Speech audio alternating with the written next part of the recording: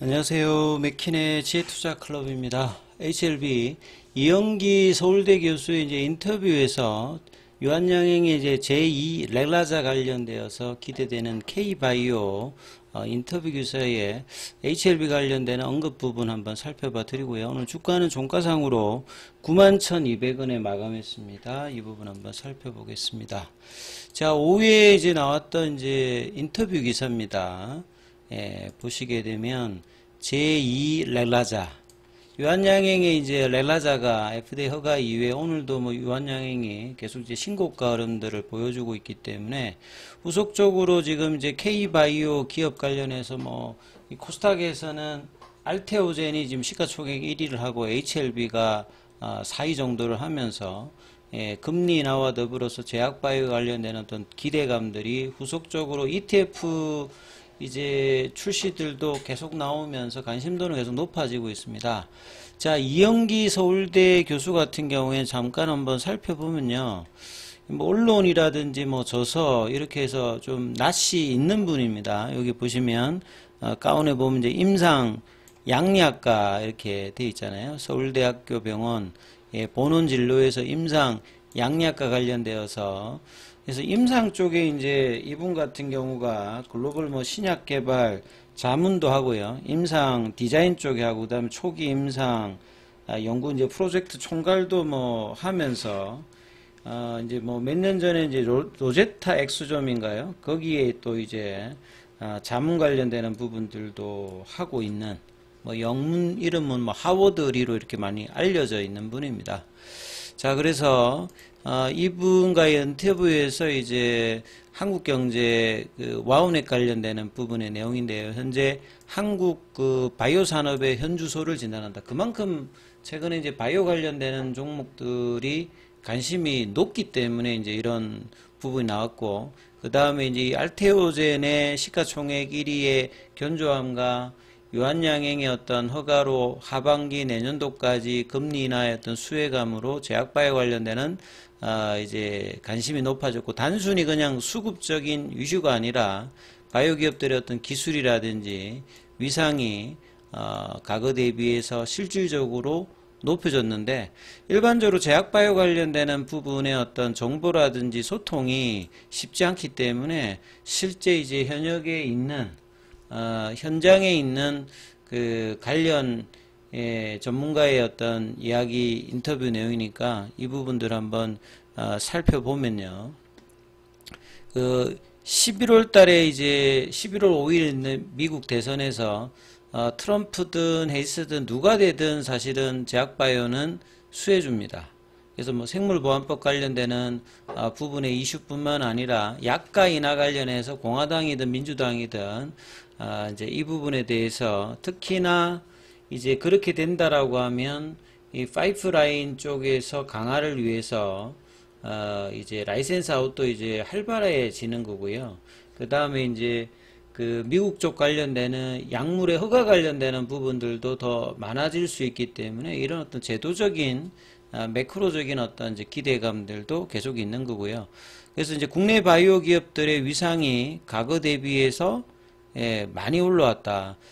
많이 올랐다는 말은 그만큼 이제 빅파마 입장에서는 라이센스 인이라든지 지분 투자라든지 뭐 M&A 이런 이제 대상의 어떤 가능성이 계속 높아지는 거죠. 그래서 국내의 어떤 제약바이오 기업들의 어떤 기술이 독창성이라든지 혁신성, 알테오전을 보면 이제 이런 부분들을 뭐 알 수가 있는 거기 때문에 이제 바이오 관련되는 부분이 이제 관심이 계속 높아지고 있는 거고요. 아직까지 전 세계에서 처음 하는 거, 이런 거를 하기보다는 남이 하는 거를 좀 더 나은 방식으로, 여기 이제 뭐 베스트 인 클래스, 이런 쪽이죠. 그래서 그 제약바이오 관련해서 이제 코스닥에서는 이제 알테오젠 이야기를 이제 가장 먼저 하고요. 그 다음에 이제 중반부에 여기 이제 얼마 전에 중국이 여기는 그 실제 이제 내용을 보면 중국에 있는 제약회사, 요게 이제 항서제약을 이야기하는 거죠.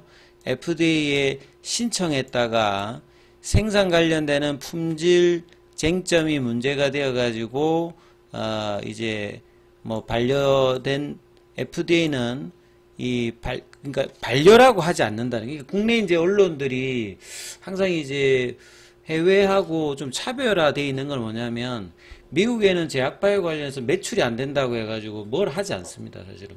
제약바이오 쪽에서는 이 바이오텍의 어떤 개발은 매출이나 영업이익이 안 나더라도 시가총액이 뭐 수십조 가는 것들도 나올 수 있는 어떤 시장 환경인데, 우리 국내 같은 경우에는 이 개발을 주로 하는 것에 이제 퍼가 높다, 이렇게 고평가라고 이렇게 부지기수로 쓰는 어떤 평가의 자체도 일단 잘못된 부분들이 많고요. 그 용어의 어떤 선택들이 항상 좀 부정적인 어떤 뉘앙스가 많고, 좀 어떤 가정의 어떤 부분들도 단정적인 어떤 표현들이 많은 거죠. 그래서 그 보통 이제 홀드라고 하지 실패 뭐 이렇게 이야기를 하지 않거든요.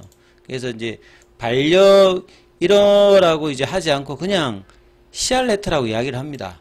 이 CR 레터를 받는 것이 특별한 게 아니라 대부분 이제 허가받은 약률의 한 40% 정도가 CR 레터를 받으니까 뭐 통상적인 어떤 부분인데, 이제 이게 받으면 주가는 물론 이제 나스닥도 이제 빠집니다만, 그걸 굉장히 뭐 문제가 되는, 그러니까 문제가 되려고 하면 재임상 요구한다든지 심각한 데이터의 어떤 부분의 문제점을 지적하면 이제 문제인데, 그게 아니로 부수적인 뭐 CMC 관련되는 부분들은 시간을 요하면 다시 이제 리서브션 요런 어떤 가정으로 판단하는데, 요런 부분을 좀 지적을 했던 것은 상당히 좀 뭐 의미 있는 부분들이죠.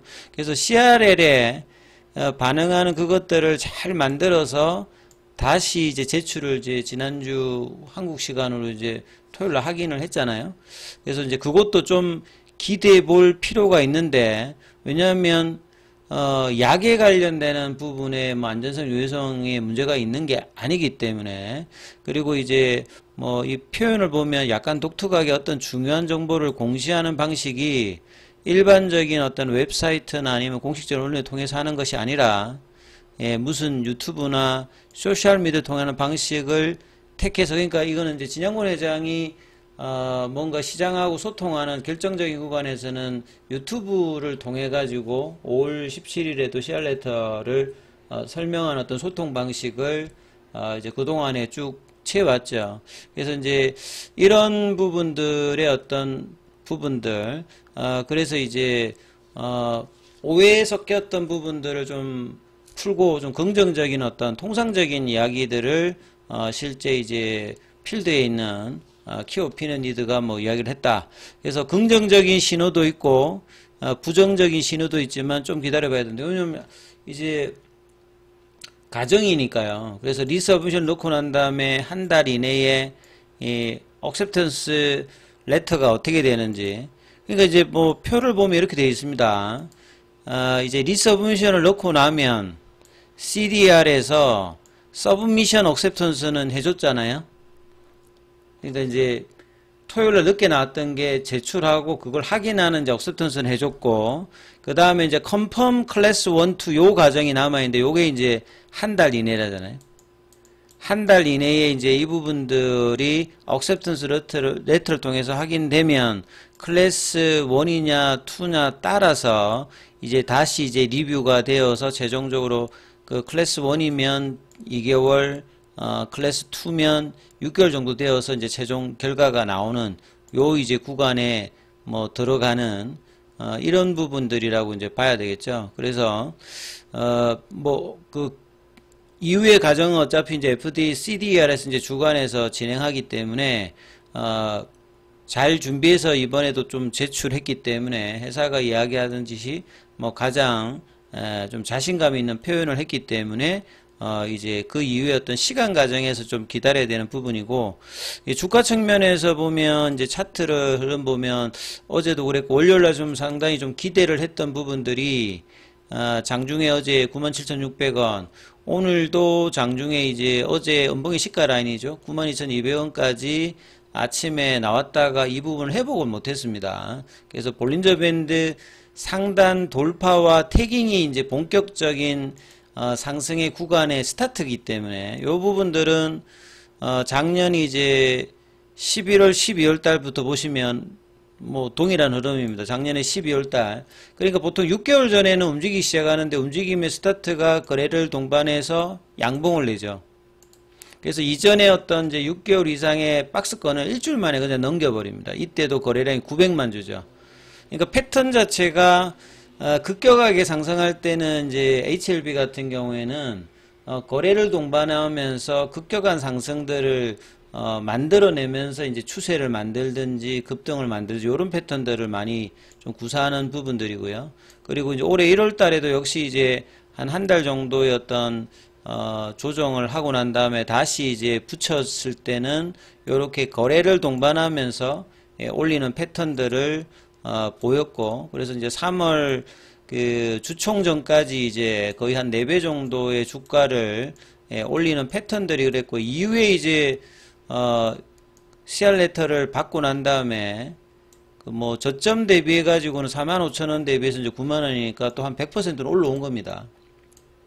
근데 이제 본격적인 상승을 이제 가기 위해서 7월 달에 이제 타이베이 미팅에서 긍정적인 어떤 흐름으로 단기적으로 6만원권에서 10만원 부근까지 한 50% 이상의 반등을 언제든지 보여주는 모습을 보였잖아요. 그러니까 이번에도 마찬가지로 이제 한 달 이내에 나오게 되는 억셉턴스 러튼을 통해서 클래스 1이냐 2가 이제 결정이 되면 그런 부분들을 이제 반영하는 흐름들은 역시나 마찬가지로 이렇게 볼린저 밴드 돌파 후에 태깅을 보여주느냐. 그래서 어제 이제 돌파 후에 태깅 시도를 하는 모습을 보였다가 이제 윗골이 났기 상당히 좀 아쉬웠습니다만, 일단 많이 밀리진 않고 91,200원. 오늘도 이제 92,000원 라인, 그러니까 이제 중요한 라인은 92,000원 라인과 좀 더 안정권에는 이제 95,000원. 요렇게 올라가서 이제 거래가 터지면서 이제 태깅으로 가는 모습을 이번 주 이제 수요일, 목요일, 금요일 날 안착시킬 수 있는 양봉을 만들어내느냐. 마치 이제 테라피틱스에 이런 양봉을 만들어내어 줘야 되는 부분들이거든요. 그래서 HLB가 이제 그런 모습이 안 나왔습니다만, 일단 프로그램 쪽에서는 3거래일 일단 매수가 들어와서 오늘 10만 주. 그 다음에 현물 쪽에 보시게 되면 뭐 신한 쪽에서 이제 매수. 그 다음에 이제 NH하고 이제 KB. 그 다음에 삼성도 이제 매수해서 오늘 매도로 가서 그 공매도 창구. 최근에 매도. 그러니까 최근에 매도 주축의 흐름들에서 매도로 조금 이제 가격의 어떤 급등을 좀 막는, 그리고 이제 거래량이 터지지 않으면 이제 그런 부분들이 장중에는 영향을 미치는 어떤 흐름들을 보여줬는데요. 시간에는 이제 한 100원 정도 올라서 이 92,000원대를 자리 잡으면서 올려주는 흐름이 내일도 나오는지를 체크하는 어떤 흐름이 필요합니다만, 일단 이제 한 달 남짓 남은, 그래서 클래스 1, 2의 기간을 본다면 1이라고 하면 이제 주가가 여기서는 이제 밀릴 수 없는 어떤 구간에 있는 부분이고요.